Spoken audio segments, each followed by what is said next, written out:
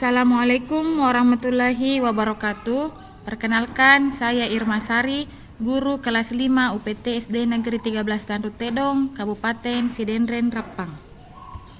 Situasi awal di sekolah saya, utamanya kelas 5, yaitu minat membaca peserta didik yang kurang, sehingga kemampuan literasi peserta didik menurun.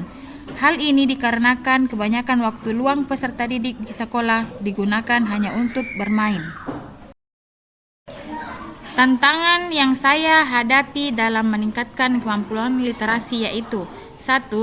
Bagi peserta didik, membaca tidak menyenangkan.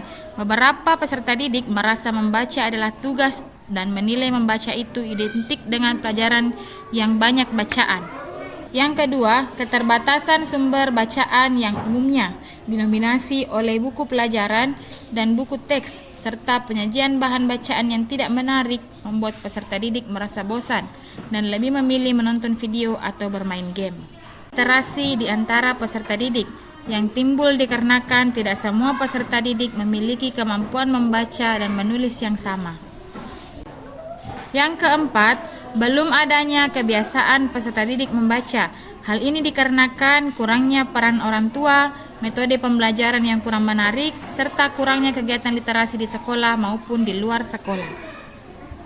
Hal inilah yang menginisiatif saya untuk menciptakan lingkungan kaya teks di kelas. Adapun langkah pertama yang saya lakukan adalah mencari beberapa referensi menarik di internet dan sosial media yang saya miliki.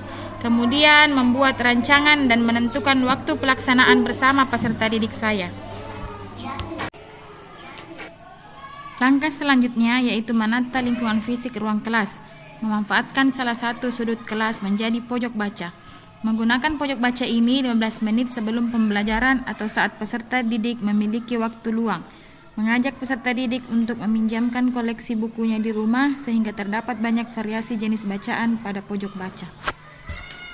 Pemanfaatan dinding kelas yang merupakan sekat antara dua kelas, yaitu kelas 5 dan kelas 6 sebagai papan display, digunakan untuk memajang karya-karya peserta didik serta beberapa poster pembelajaran. Konten pada papan ini harus diperbarui dalam periode tertentu. Dengan demikian, peserta didik dapat belajar dari karya temannya.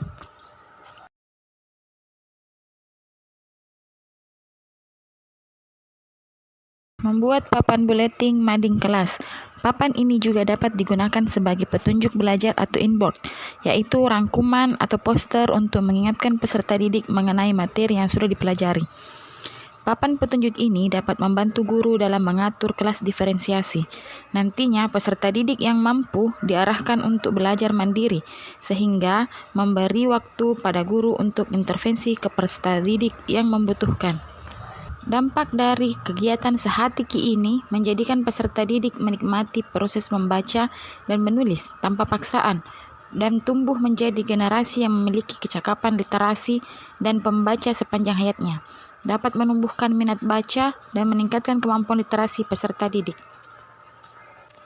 Kegiatan sehatiki juga menjadi wadah bagi guru untuk meningkatkan perannya sebagai fasilitator dan motivator dalam meningkatkan kemampuan literasi peserta didik. Selain itu, kegiatan ini juga dapat menjadi wadah bagi guru untuk menuangkan semua ide kreativitas yang dimiliki. Sekolah menjadi lebih kaya teks dan menarik, sehingga kedepannya sekolah bisa menjadi sekolah yang menarik, indah, dan nyaman untuk peserta didik belajar. Selain itu, menjadi daya tarik tersendiri bagi sekolah. Demikian praktik baik saya sebagai guru dalam meningkatkan kemampuan literasi siswa saya. Terima kasih. Wassalamualaikum warahmatullahi wabarakatuh.